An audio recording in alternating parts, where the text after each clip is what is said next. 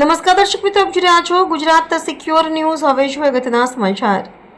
આજ રોજ રાષ્ટ્રવાદી મુસ્લિમ પસમંદામાં ઓબીસી અમરેલી જિલ્લાની ટીમની સાવરકુંડલા ખાતે ખૂબ જ સરસ અને બિરદાવ્યા લાયક એક અનોખી અને અદ્ભુત સેવાનો નજારો સાવરકુંડલામાં જોવા મળ્યો।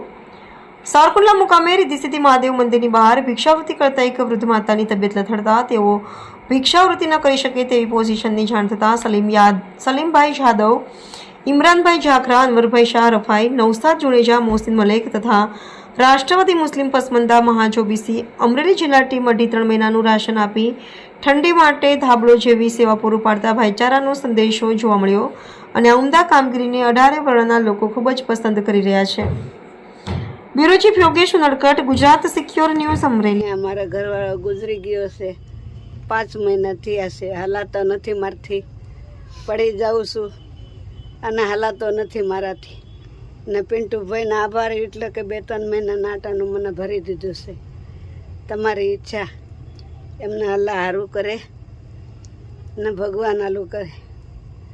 બીજું તો આપણે દુઆ દઈએ કે છે। મંદિરે બેહું છું રિદ્ધિસિદ્ધિમાં અને અહીંયા માંગુ છું, એ બધા આપે જે મળે એ ₹1-2 રૂપિયા એ લઈને છે ને એમાં જ ગુજારો કરતી હતી। તો મેં પિન્ટુભાઈને જાણ કરી તો એટલે મારે આભાર એમનો કે 2-3 મહિનાના આટાનું મને ભરી દીધું છે।